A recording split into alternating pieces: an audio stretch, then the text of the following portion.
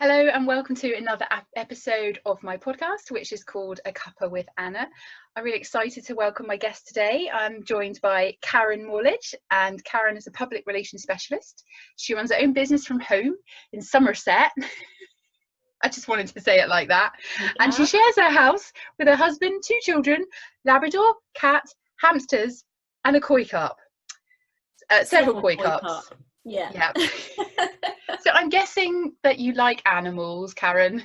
Yes, I do. I was brought up with animals. I suppose we always had cats and dogs, and got fond memories of travelling to the seaside from Cambridge to Weston-super-Mare with the 3 dogs in the back, and having to wipe the windows to be able to see out because of all the steam from the animals and the dog hair and things. It was it was brilliant. Really fond memories. So yes, I do love animals, and both my children do too.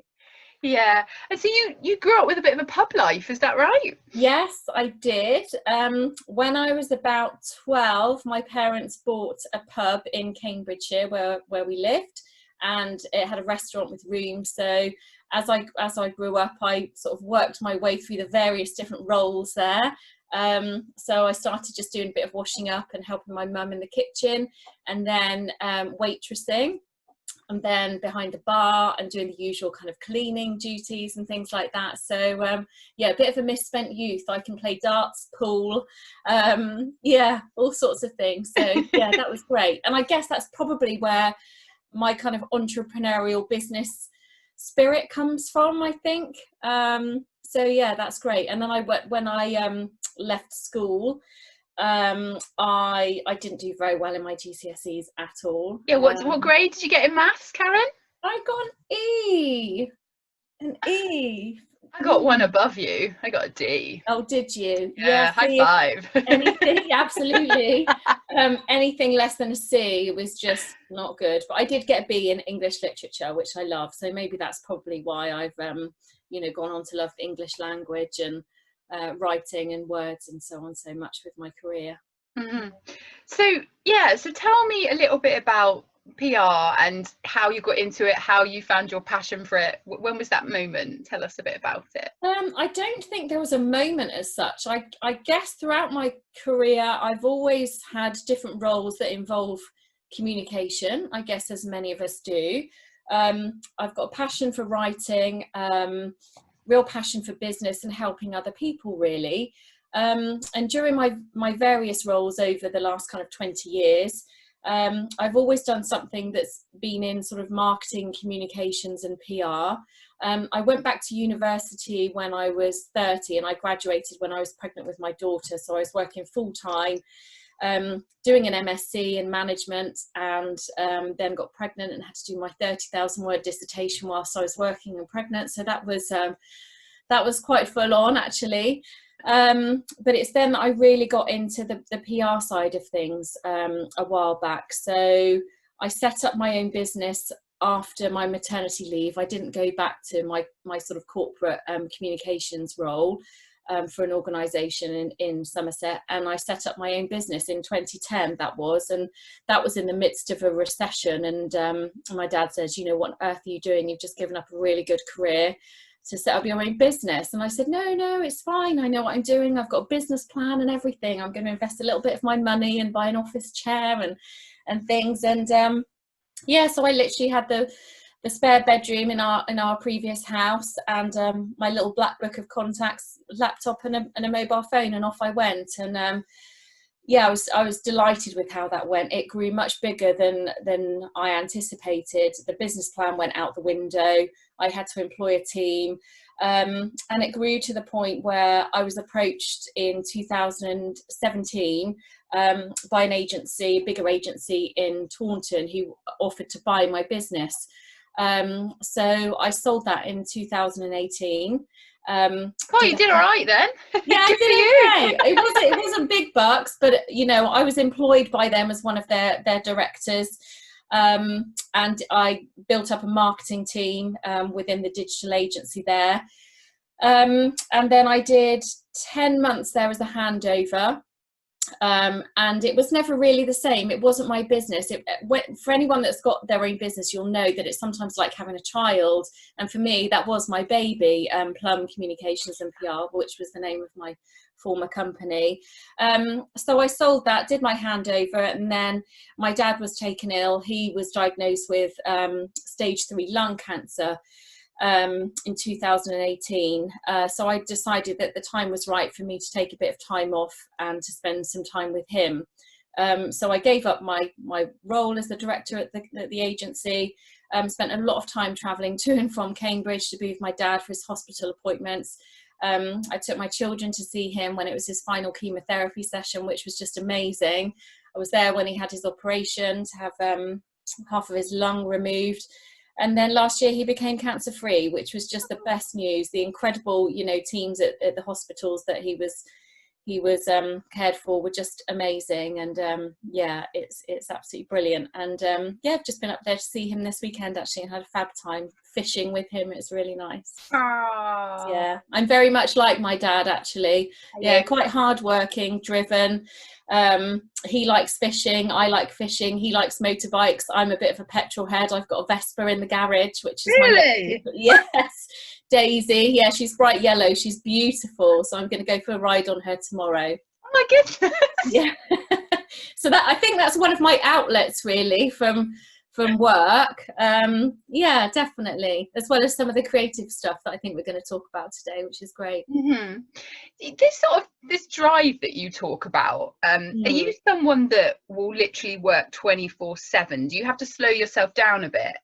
Or no, not anymore. I used to. When I had my previous company, I was up early and I was working late and I was working evenings and weekends. But not anymore. Since I sold the business, it kind of reality hit home a little bit when Dad became poorly. So I've learned really over time that with age comes wisdom, I guess, and I've learned that life's more important than work. I absolutely love what I do, and I'm very committed to it and dedicated to helping other people with their businesses, using my expertise in the PR world. But no, I work from home. I work part-time. I try not to do much at the weekends, and just enjoy spending time with my family and doing other things that I love. And I think I've got the balance, pretty good. I'm very happy actually to get to this point. Yeah, I think it's so true, isn't it? It's I think when we all come to the end of our life, we're not going to be thinking about how much work we did, are we? We're going to be thinking about, did we give enough time to the people that we love, really. So I'm really glad to hear that. Yeah, one life, you've got to enjoy it and make the best of it that you can, haven't you? For sure. Yeah, definitely. What advice would you have for sort of anyone out there thinking about starting up their own business? Oh, I haven't looked back since I started my business, and I decided I needed to go back for my own kind of mental stimulation and also financially. So I started my consultancy, Morledge & Co, just over a year ago now, so April 2019. And I think I would absolutely recommend starting your own business. It can be quite scary. If you can surround yourselves with people that keep you motivated and positive, and also who will help you. They'll champion what you do and they'll advise you. So get a great accountant, get a PR person. Of course, I would say that, but it's yours for the taking, really. And if you find something that you're passionate about, it doesn't feel like it's any effort at all. It's just really enjoyable, and being able to take control of your life and be a master of your own destiny and just report to your clients or your customers and serve their needs. Because even during this horrible lockdown period that we've all experienced, there are people out there who need things. They need to buy services and products, or they need help and advice. And if there's anyone out there that thinks they can do something to serve a market or have a purpose, then then absolutely go for it. Yeah, I haven't looked back, and I don't ever see myself working for anyone else again. I love it. I hear you on that completely. And Yeah. also, what you're saying about when you're actually really passionate, my dad always used to say to me, you need to do a job you love, because you're going to be spending a lot of time doing it. So Exactly. and I do find, since I started up my Monday networking club, I have to stop myself going on the computer to tell everyone and contact them, like, just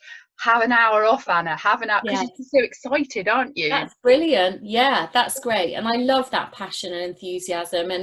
And the clients that I work with, they tend to be quite ambitious, and that's brilliant. So I can help them to achieve, whatever results they want, whether it's launching a new product or growing their business. Yeah, it's brilliant. I want to get to the point where I can outsource all my PR and everything. Yeah, absolutely. Well, it doesn't have to cost the earth. I run workshops for £25 each for a half-day workshop on how to maximize PR opportunities within your business. So I do that just to try and help other businesses to sort of relate to what PR is. And so often people don't realize the stories and the opportunities that are right there under their nose. So if I can help them to spot those and to do something about it, that massively helps, and that's really rewarding. Good. Noted. And I think a lot of the people that watch the podcast in that too. So thanks for telling us about that. You're welcome. All right, so let's explore a few other sides of you now, because there's clearly different sides to you. Yeah, probably. So when we met, there was a painting on the wall. Is it the same painting? It is, yes. Now. So tell us about the creative side of yourself. Yeah, I've always been really creative. I loved art at school as well as English. And I go to art classes on a Tuesday in the village where I live. There's a brilliant studio called Heronsdyke Studio. She's a brilliant art tutor. And I used to do a lot of drawing when I was a teenager, and tried watercolours. Wasn't very good, but I loved pencil drawing. So I just used to go and sit on holiday with a sketchbook, and I draw the seascape or plants, a house plant, whatever it was I could find. I've got an old picture of St Michael's Mount that I drew when I was on holiday there once. So I've always loved that, and it's just so freeing of all of the chatter in your mind when you're sort of focusing on the intricacies of drawing something. I don't think I have a particular style. I mean, the picture behind me that I painted, that was watercolour of Glastonbury Tor on a sunset. So I put that in my office. And I've done all sorts of other things, some abstract acrylics.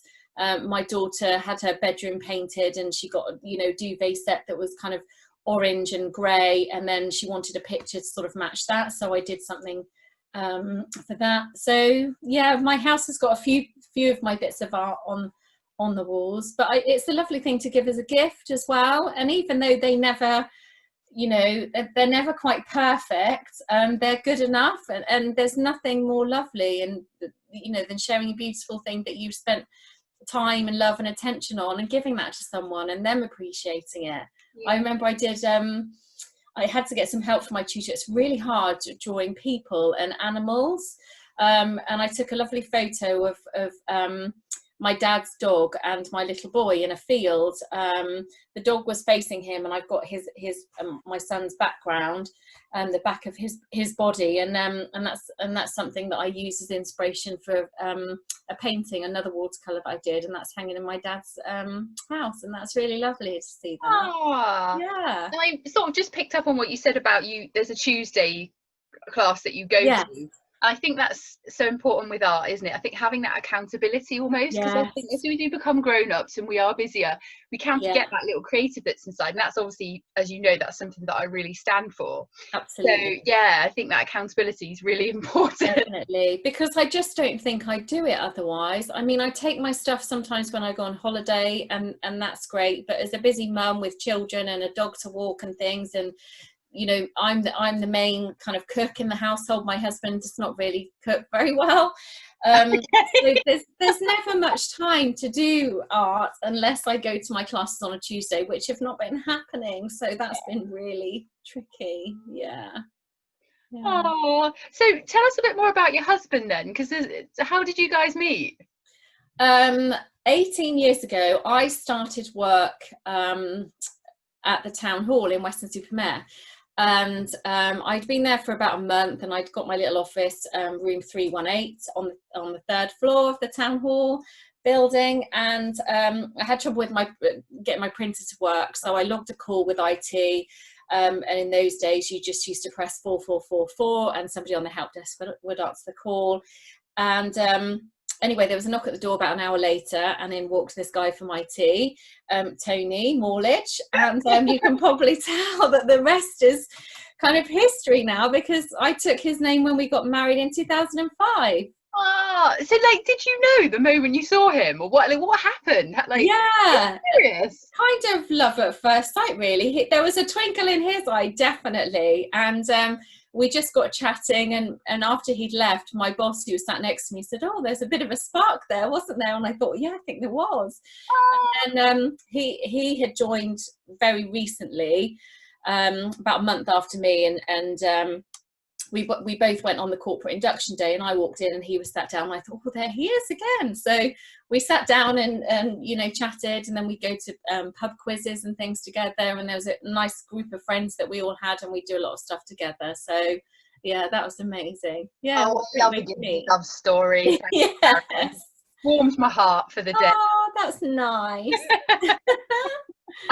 Yeah, so we don't work together anymore. He works in cybersecurity, so he's been very busy lately. So yeah, he's working from home. So it's been an interesting few months, really, both of us working from home and homeschooling the children. And so how did your children find the homeschooling? One of them was brilliant. My daughter, she's 11. She's very astute, and you know, she'll just get on with things, and she's very arty as well. So she's got a massive box of Sharpies, and she'll just sit there and, you know, just get creative. And she's got a notebook, and she journals, and she does visual journals. I think she's got it with her, and she's not here now. It's beautiful. Otherwise I'd show something. She's got her own Instagram account, so she pops things on there, bless her. And on the first week of lockdown, lots of children were sort of tasked all over the country with making these posters, window displays, you know, be kind, and rainbow pictures and things. So I had them both sat down doing a picture, and they're still in our window. They're a little bit faded, but my daughter did hers in watercolour, and my son did his using felt tips. So yeah, they're both quite creative too. Yeah, creative bunch. Definitely. Right, I'm going to throw the 10 questions that I throw at everyone now. Oh, okay. Quick fire round. Here we go. Yourself. Okay. Okay, so the first one is, what has been your favourite moment of today so far? Oh, I think it has to be when this started, because I've never done a podcast before. Yeah. No, my VA, Sarah, she's constantly saying, right, Karen, we need to get you doing some podcasts and things to share, you know, knowledge and things. But yeah, this is my first one. So this is definitely an exciting day. Oh God, you just so relaxed. Like I thought you'd just done it before. No, I've done kind of Zoom chats and calls that have been recorded and things and shared afterwards. But this is officially my first podcast. Yay. So far so good, I hope. Welcome to the podcast world. Yes, thank you. Right, next question. Favourite nature spot? Oh, it has to be Dunster Beach. Yeah, Dunster Beach is just beautiful. Just sitting on the sand, or a bench just on the sand, looking out to sea. It's beautiful there, and I was really lucky to. Well, I've never been able to afford a beach hut on Dunster Beach, for anyone who knows that area, but I in lockdown on the 1st of June, I officially became the owner of a holiday home. It's a static caravan in St Audrey's Bay, and it's equally beautiful there as well. So yeah, 109 the Bay. So letting it out to people, and it's been really, really popular, and it's beautiful. I was there yesterday doing a COVID clean changeover day in between visitors. So yeah, that's beautiful down that way. Oh, I have to check it out. Yeah, West Somerset is lovely. Yeah. Okay, favourite hot drink? Coffee, milk, no sugar. Okay. Best piece of advice that you've been given or that you have?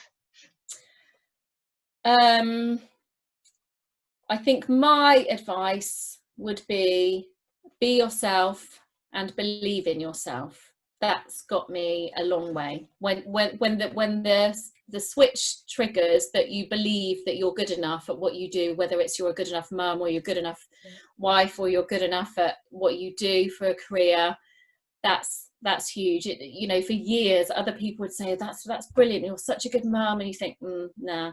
But actually when you do believe in yourself, that's great. Yeah. And I think the other thing is, as I say, just be yourself. It's about being authentic, isn't it, and being natural. So yeah, those would be my bits of advice. Absolutely. And again, I'm so glad you said that, because I think I'm really just starting to experience that. I really believe in myself now with my work, and it's amazing Brilliant. how things change. Yes. And I get it now, like I get it. Yes, definitely. It's taken 41 years, but I think I've got it now. Yeah, it takes a while, doesn't it? Yes, doesn't it? Yeah, definitely. All right, a standout person from your life, and why? I think that has to be my dad, through his amazingly positive attitude to get through cancer. You know, I remember him saying to me lots of times when I was visiting him, you know, if children can beat cancer and they ring the little bell on the ward when they finish their treatment, then he can do it, and he absolutely did. And I do think self-belief and positive mental attitude goes a long way. You know, it was either, you know, fight to survive or die. So yeah, when you're faced with that, you need to be in the right kind of mindset. So yeah, definitely my dad. Yeah. Okay. You're like your dad, aren't you? Yeah, I am. Daddy's girl, I think. Yeah. I'm the same. Yeah. A standout book, and why? I've got lots of books in my house, and I've got a stack about this high on my bedside cabinet. Oh. I dip in and out. I tend to read sort of 3 or 4 books at once. Okay. And I think my standout book probably has to be from the business author Simon Sinek, The Infinite Game. And it is a business book, and it's about seeing the longer game, and we're all kind of in this game of life and growing our business, and it's about having the stamina and the strength mentally to survive, you know, till the very end. But then it goes on after that. You leave a legacy when your business is gone, or you've left this earth, or whatever. Very deep now, but so much of it resonates and applies to normal life. It's about how you treat people, and how you parent, and how you cohabit and just go about your life. And it's a brilliant book, so I'd recommend anyone get that. Yeah. I've just got a space to read a new book now. I've just one, so there we go. Thanks for that recommendation. Standout film. Labyrinth, featuring David Bowie. I think it was written by Jim Henderson, who created the Muppets. So it's a really nice film. It's a little bit dark in places if you've got children, but I remember watching that time and time again when I was younger, and it just evokes really lovely memories. And I think David Bowie's known for being a fantastic artist musically, and he's an absolute legend, but what he's probably less known for is his acting ability, and he's just amazing. He's been in quite a lot of films. If any of you've got Alexa, she's going to turn on now because I've just said that. Ask her to tell you about David Bowie. It's just incredible. So yeah, I love that film. I love the music, I love the storyline. It's a really fun film to watch, and my children like it too. Okay. A song that you like to dance to? Mr. Blue Sky, ELO. It's just such a happy and uplifting song when you're sort of driving along and the sky is blue and you've not got a care in the world and you're not running late and you've got no one with you. You can turn the radio up and just listen to that and sing along. It's brilliant. I love that song. Oh, we all need those moments, don't we? Oh yeah, definitely. Okay, now I'm going to give you a scenario, and I want you to tell me what you'd do if this happened to you. Okay. So you just begin to feel really anxious and reactive, like not in a very good headspace. What's the first thing that you do for yourself? I think I would sit down wherever I was, and I was taught this technique by a friend of mine who I used to work with, and she used to be my neighbour, and it was think of several things that you can see, several things that you can smell, several things that you can feel, and it's just really grounding. And I did it a couple of weeks ago when I had a really horrible nightmare, and it was about 5 o'clock in the morning, and I just got up and I needed some air. So I went outside and I could feel the breeze on my skin, the cool breeze in the morning. I could hear the birds, I could see the clouds and the sky, and my feet were sort of connected to the ground, and I was, you know, really trying to ground myself. And it just by thinking about lots of different things, it stops you from, you know, thinking horrible thoughts and being anxious and stressed. Yeah. Yeah, when those thoughts take a hold, they can just... It's horrible, isn't it? Yeah, self-destruct. Yeah, I know. Right. Lastly, do you have a challenge for our listeners? Yes, I do. A lovely creative challenge, and there's two things that people can do. So you can either do this professionally if you've got a career, or you have your own business. So it's all about a mood board, and I've got a couple of examples I can show you. So I do one of these every year. I take myself off for a day, get loads of magazines, rip them up, get Pritt stick and a nice big board. So this is my mood board from last year. Can you see that? Nice. Oh, I like the I am good enough in the middle. No, that's right in the middle, isn't it? Yeah. That's super. So yeah, that's a mood board. So it's what you want to achieve in a year. Where do you want to be? So there's mantras in there. There's pictures of things you want to do, whether it's holidays or places to go or things you want to do, how you want to feel, what you want to look like. So there's all sorts of things in there. So that was my last year's Fab. one. So that's a challenge for your viewers personally. But if you want to do one professionally, as I was doing that one, I found lots of things that were kind of work related, and I don't think you should distinguish too much, because we've got this one life and there's so many sort of blurred lines and crossover within. But I did do a little one for my business, so that was all about neat and lovely. yeah, so that's what I do for my work. So nice. Oh, thank you so much for showing us. That's my challenges. That's a really great challenge. Oh, how can we see them if people do those? What can we do? Oh, they can send us in pitch. Oh, your PR head's going on now. I can't help myself. Sorry, Anna. No, I love it. Well, we can email them into us, can't they? Yeah. Or Instagram or something like that. That would be really cool. Yeah. Oh, Karen, it's been so nice to talk to you. My pleasure. I've loved it. Thank you for asking me. Yeah. What are you heading off to do for the rest of the day? I'm cooking dinner for my husband. Our children are away with my dad. The first time they've been there. So I'm going to cook a nice meal. So I'm just going to catch up on emails, take the dog for a walk, and then we're going to sit down and have a nice dinner for two. Oh, it sounds lovely. Very romantic. Yeah, I'm looking forward to it. Yeah, I've had a fab day. Thank you so much. Thank you so much. See you